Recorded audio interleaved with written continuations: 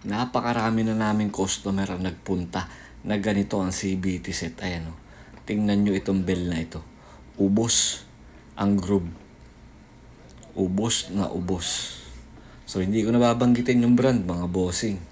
Bahala na kayo humusga kung anong brand ito. Pero ang lining niya nakasama ay ka-brand niya rin. Same brand na naubos din. Yon mga boss, so full pack Sunday tayo ngayon. Napakaraming customer ngayong maghapon. Yung iba hindi ko na napicturan. Pero napakaraming ginawa ngayong araw na ito. Kalkal, degree, regroup at meron tayong 59 all stock, 59 all scam. Loading mga bossing. At eto, CBT set. Napakarami na nagpunta sa amin na ganito ang CBT setup. As in full CBT set. Isang brand lang ang ginamit. So eto, tingnan nyo yung bell. Ubos na ubos yung groove ng bell. Ayan o. Titanium pa naman ito. Itong bell na ito. Yung brand hindi ko nasasabihin. Bahala na kayong humusga mga bossing sa brand ng bell na ito. Sa buong CBT set na yan. No? Same brand naman yan lahat. Pati lining, same brand pero naubos din. Ayan o. So, hindi ko na alam kung anong problema sa ganitong klaseng panggilid, no? Sa specific na brand na ito. Pati yung center spring, torque drive, pulley set, lahat slider, lining, pati flyball. Isang brand lang ang ginamit, no? Except, syempre, sa belt na ginamit. Original 2PH Yamaha ang ginamit na belt.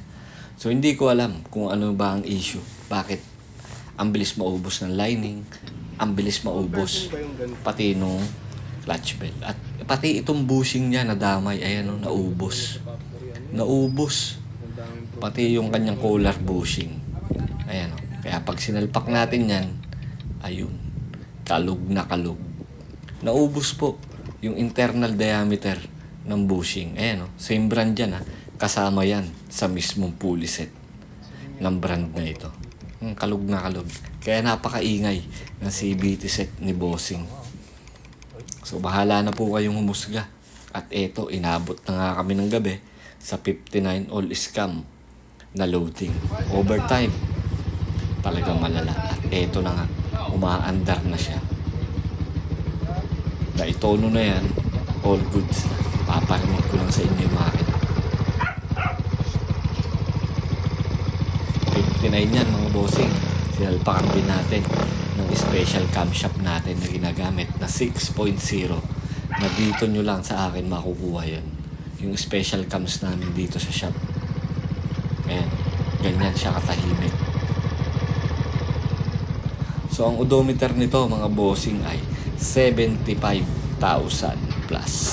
Ayan, 75,474 yung kanyang odometer. Alright, itong motor na ito mga bossing. Medyo tinaasan lang namin yung RPM kasi i-break in pa naman ito. Ako po ay nagpapa-break in palagi. Ito po yung kanyang pinagpalitan. Camshaft na stage 1 na may ibang brand. Huwag na lang natin sabihin. Ito yung kanyang stock injector na atin tinanggal. At ito yung black set na nakakabit sa kanya. Nakamirin na nagkabit. No? Couple of years ago siguro. 54mm. Ayan o. So nag-upgrade na si boss ng 59mm. At eto, OT talaga malala. Merong tropa na nabangga. Pinaalay namin yung tipos at ngayon ay inaayos na dahil naka-align na. Sineset up na. So OT sila dito sa labas. Ako naman ay OT sa loob. Dahil napakarami kong pyesang ginagawa. Pero sa awa ng Diyos, eto, 6 na lang ang natitirang pulley na aking i-re-angle. At eto na yung aking mga natapos na mga pulley at drive piece. Ayan. Napakarami mga boss. Medyo marami-rami akong ginawa. Kaya napa-overtime ako dito sa shop. Sa lahat na nagme-message, pasensya na po. Medyo busy lang. At eto pa, yung mga kasama niyan, no? Na bell. 18 pieces na bell. Assorted yan. Iba't ibang klaseng motor. Yung pinadala sa atin ng tropa nating may shop sa Alabang. Ayan. 6 na pulley na lang yung naiiwan. Nakalkal ko na At nadigrihan ko na halos lahat. 6 na lang yung remaining. At eto na, yung finished product mga bossing. Ayan. 18 pieces na bell. Iba't ibang motor. 16 pulley set. Iba't ibang motor din. Ayan. Nare-angle na natin. At nakalkal na natin yung pulley. Nagruban na yung mga bell. Pero syempre yung bell, hindi na ako ang gumawa niya. Si Ben na yung gumawa. Dahil hindi ko naman ito kayang suluhin. Dahil nakakapagod din naman mga bossing ang gumamit ng machine. Kahit machine yung aming ginagamit, nakakapagod din. At eto na, ipapadala na natin sa tropa nating lalambayan. Bound to Muntinlupa, Alabang. Ride safe and God bless. Maraming salamat po mga boss.